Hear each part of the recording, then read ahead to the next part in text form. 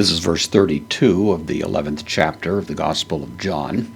Mary has responded to the summons to come and see Jesus, and she has hurried away from her home where we hear that there were Jewish people there with her, lamenting with her the death of her brother, and now they are following her, and thus become witnesses to the statement that's made by Mary as she arrives at the location where Jesus is waiting for her. So we have he, the nominative singular feminine article, the, and then un, postpositive, therefore, conjunction. So therefore, the Mariam, the Mary, of course, idiomatically, we don't translate the definite article there. So Mary, hos, can mean as or about. It can mean when, which is really the sense of it here. So Mary, when, eilthen, from erchomai, I come or I go. Here it's going to be the idea of came, third person singular, aorist, active indicative. So when she came, hupo. Hupo is a conjunction. It means where. So she came where, ein, third person singular, imperfect, active indicative of me, I am. So he was. So when Mary came where he was, and then Jesus, of course, is the one being referred to, Jesus, where Jesus was. Idusa, this is from blepo or adon. It's the idea, or it could be ado. It's really ambiguous, but it all translates into the same idea here. Having seen, this is the aorist active participle, feminine, singular, nominative, referring back to Mary. So she came to the place having seen him, is the idea, the participle. Auton, the object of having seen, so idusa, auton, having seen. Episen, from pipto, I fall, this is the third person singular, aorist active indicative, she fell. And then, of course, the presence of the possessive pronoun here up front gives it a little bit of additional weight. This is the genitive, singular, masculine pronoun. Of him would be the idea. So she fell of him, or his.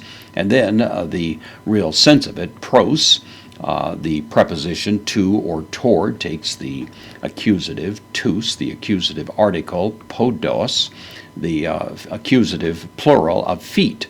As in podiatry and related words. So she fell to the feet of him, but of course of him is coming first to emphasize it's at the feet of Jesus, and even giving additional emphasis beyond the simple sense of the phrase. Legusa, another participle. This is the present active participle. It's present tense, indicating this is something she did as she fell at his feet. It's the feminine singular nominative, referring then back to Miriam, says, auto, the indirect object, the dative singular, masculine pronoun to him, then curia, the vocative of kurios, Lord, typically used with the indicative, but here in combination with this, it's still going to have a kind of subjunctive sense. It will be translating an indicative verb that we find here, but it does give this kind of conditionality.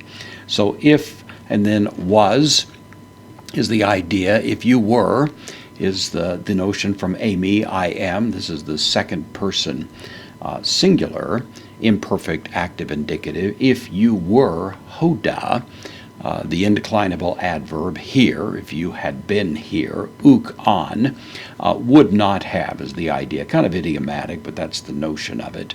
And then mu, again, coming very much up front, giving a rather additional sense of significance. The of me, epithenon, from apothnesco, I die, third person singular.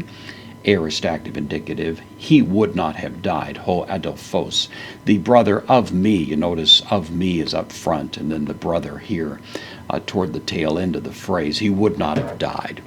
Don't know exactly what Mary was communicating. It again has a little bit of a sense of a rebuke, you might say, the same as we saw subtly in connection with what Martha had said.